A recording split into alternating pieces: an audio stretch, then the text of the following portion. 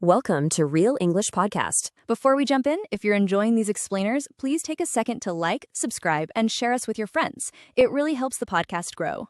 So, Annie, have you ever been in one of those elevators where it's just completely silent and you can feel that awkward pressure to say something? Oh, all the time. We've all been there. Well, today we're going to break down the simple art of elevator small talk. We'll give you a complete toolkit for those quick, sometimes tricky conversations. You know, this quote just nails that feeling, right? Doesn't it?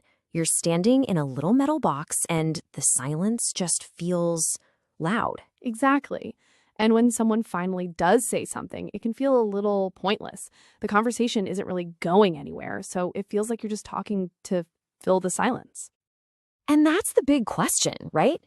If the conversation feels like it has no destination, why even bother starting it? What's the real point? Well, the key is to think about the goal differently. It's not about having some deep, meaningful conversation in 30 seconds. No way. The real purpose is just to be friendly. It's a small, polite interaction that makes a shared space feel more comfortable and way less awkward for everybody. When you think of it that way, all the pressure just disappears. So now that we know the goal is just to be friendly, let's build your small talk toolkit. We're going to go over some very simple, really easy to use phrases for just about any elevator situation you can think of. Okay, let's start with level 1, the basics. These are just simple, totally safe greetings. You know, sometimes a friendly morning or a casual, hi, how's it going, is all you need to break the ice. For sure. They're safe, they're polite, and it's always a good way to acknowledge the other person in the space with you. Okay, now for level 2, using context. This just means talking about things you can both see or experience right there. The easiest topic is always the weather. You can say something like, it's really hot today, isn't it? Or you can comment on the time of day. If it's late, you might ask a colleague, long day? If you see someone carrying bags, a simple observation like, grocery shopping, eh? Shows you're paying attention in a friendly way. And this brings us to a really important point. The best topics aren't clever or funny. They're just simple, shared experiences. You don't need to come up with some brilliant line. Just notice what's happening around you. Is it raining? Is it Monday morning?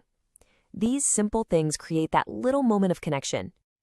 Okay, next up, it's really important to know your audience.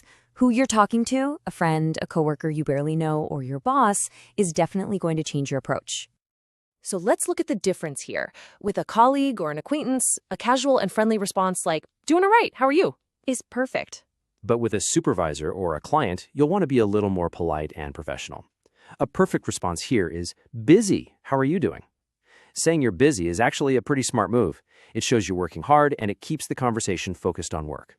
All right, let's hear how this actually sounds. In this first role play, Annie and I are colleagues who know each other, just casually. Okay, I'll start us off. Morning, Brendy. Hey, Annie. How's it going? Doing all right, thanks. Wow, it's chilly today. Tell me about it. I almost forgot my jacket. Well, this is my floor. Have a good one. You too.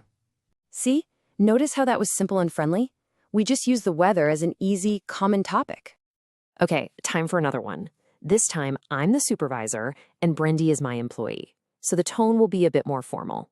All right, here we go. Good morning, Annie. How are you? Good morning, Brendy. Doing well, thank you. Busy day today. Yes, very busy. Are you excited for the conference next week? I am. Looking forward to it. Here's my floor. Have a productive day. Thank you, Brendy. You as well. You see, the topic there was professional, an upcoming conference. That kind of polite, work-related chat is perfect for a supervisor. Those role plays really show how the tone can shift. So to make it all feel more natural for you, here are a few final tips for success. First, keep it short. An elevator ride is not the time to start telling a long story about your weekend. A sentence or two is just perfect. Second, smile and be polite. A friendly tone and a little smile make the other person feel much more comfortable. How you say something is often way more important than what you say. And finally, if you're nervous or just not sure what to do, stick with a simple greeting. A friendly hello or morning is always better than awkward silence. We've covered a lot of ground, so let's quickly recap the main takeaway from today's explainer. So remember your small talk toolkit. You can always start with a simple greeting. It's easy and it's effective. Use the context around you, like the weather or the time of day, to find topics.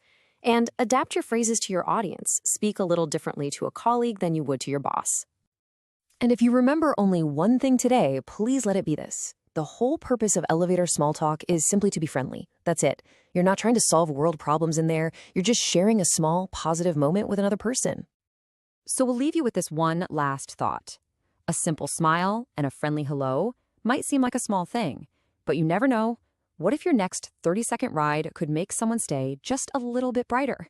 Thanks for listening. And don't forget to like, subscribe, and share the Real English podcast with your friends. We'll talk to you next time.